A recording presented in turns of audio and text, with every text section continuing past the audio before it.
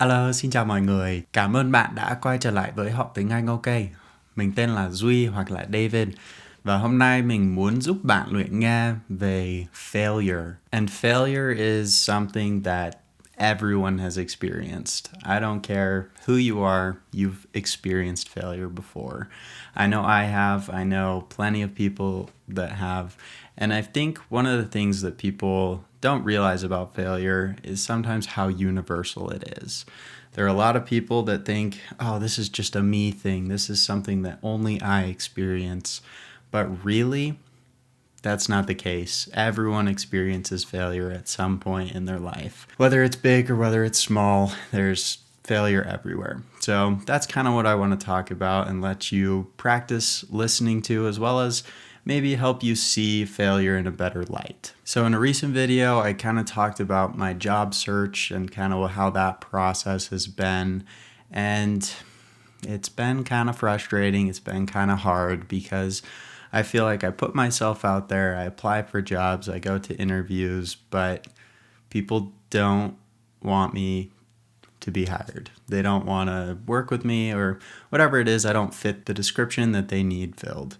So that's kind of been a bummer. It's like, why do I even try if I'm just going to keep failing? But I'm learning to realize how those failures are helpful. It's not that failure is going to get me a job necessarily, but what I have realized is that even though I've failed at getting a job, I've still succeeded in trying to get a job consistently. So that's been a really helpful perspective shift for me, because if I think I'm just a failure and I quit trying to find a job, that's the only point where I've really failed. Because if I stop trying, then I'll never keep working towards what's going to see success. So here are like 3 lessons that I've learned about failure recently. And the first one with this whole job search is failure builds resilience.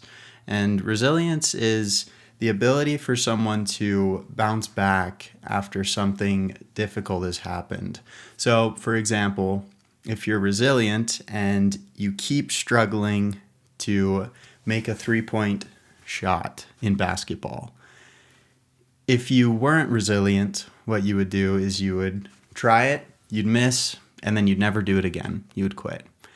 But if you are resilient, what you do is you'll shoot, you'll miss, and then you'll shoot again. And you'll just keep shooting until you get better, until you start making it over and over and over and over again.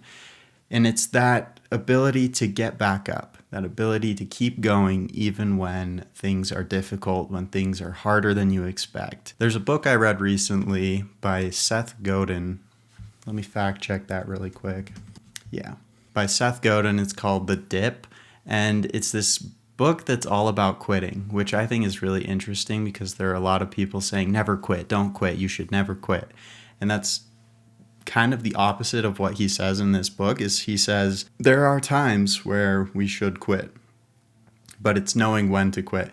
And that's a different point to make. But what he talks about is everything that you learn has this curve, this chart that it follows.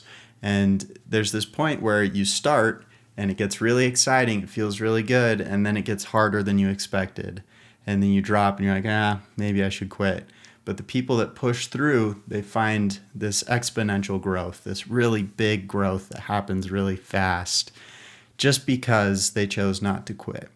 And for me, that's kind of this idea of resilience, is you get through the exciting stage and then it gets really difficult. And then when you're resilient, you go and you push forward and you keep climbing that chart. And some of the benefits that come from that is that when you're resilient, that pain of rejection becomes less. Maybe you still feel the pain, but it's not as strong. It doesn't affect you as much or as long. And it also helps you be more prepared for the next time you try it, because you know, okay, I've been through this, I've done this before, it's not as bad as I think, and you're a little bit less scared to try again. The second thing that I've learned from failure is that it increases creativity. And that might seem like an interesting one, but hear me out. This is kind of how I see it. is every time I fail, it gives me a chance to try something new. And if I don't know what that new thing is yet, then I have to figure it out. I have to be creative to discover what that new thing is that's going to work. So, for example, with my job search, something that I might try is, okay, if I send an email like this to someone and I never got a response back, what can I change in that email? Or what can I send with that email? Or should I follow up? There's all these different things that I could try. And I have to be creative about that. I have to be creative about the different approaches that I take to overcome that failure that I reached. And every time you find a failure, you're going to hit that wall. And then you find a way over the wall, a way around the wall. There's different ways to approach it. And you have to be creative. You have to be creative to overcome that. And the third thing that I've learned from failure is that each failure brings you closer to success. And some examples of this, there's Thomas Edison with the light bulb. There's the story he tried however many times, and then it was the 1,000th time, the 1,000th attempt that actually created the successful product. Or you have J.K. Rowling, who wrote Harry Potter. She tried getting it published with a bunch of different publishers and failed over and over and over and over again. But by the end, she was successful. She found that one publishing company that accepted, and now her work is well known. So those examples are just to say the more you try, the more likely you are to find success. And again, that kind of comes back to that book by Seth Godin, The Dip, where it's a lot of people quit right in the dip. And if everyone quits there and you're one of the few people that pushes past, that's why you're able to see that growth, why you're able to progress faster than other people, find success that other people don't, is because you push through the dip, because you're resilient, because you tried again and you're putting in the work that other people are not willing to. Now, this doesn't just apply to looking for jobs or creating products or writing books. This also applies to you and your English learning. English learning, or just language learning in general, is hard. It's a difficult thing, and it has its own dip as well. You start, it gets exciting because you start learning a few phrases, some words, and then you hit that dip where it's like, oh man, to level up, to feel like I'm fluent, I need to put in a lot more work. And it's so hard to feel like you're making progress. It feels like you learn a grammar principle and then you use it wrong, or you learn a word and then you forget it. And there's all these different ways that you feel like you're failing at language learning. But really, every time you keep trying and you recognize those mistakes, they improve.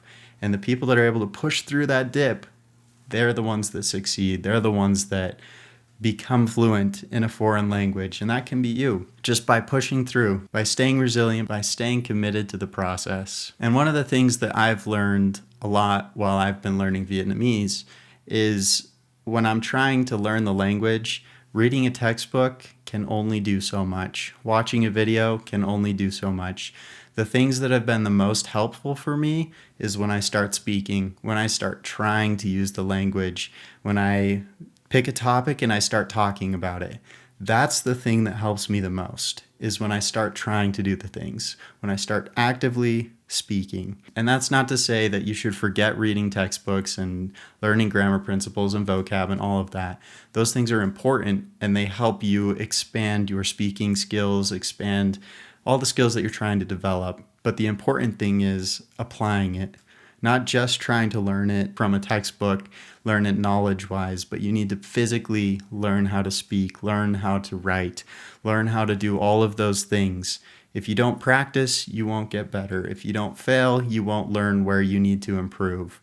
And every step gets you a little bit closer to your language goals. So here's my invitation for you.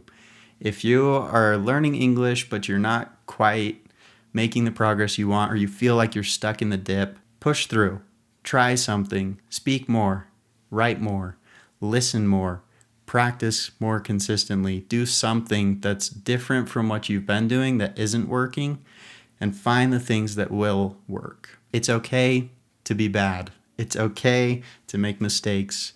As long as you keep working towards improving and growing, and it doesn't matter how fast or slow that process is. The only real failure is when you decide that you're never going to try again.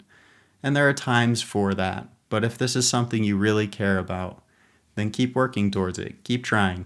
And I'm sure you'll get to where you're trying to go. Rồi, cảm ơn bạn đã xem video này. Mình hy vọng rằng những điều này sẽ giúp bạn tìm động lực để đi tiếp trên con đường học tiếng Anh. Xin comment ở dưới một điều mà bạn đã thất bại và những gì mà bạn đã học từ điều đó. Chúc bạn may mắn nhé!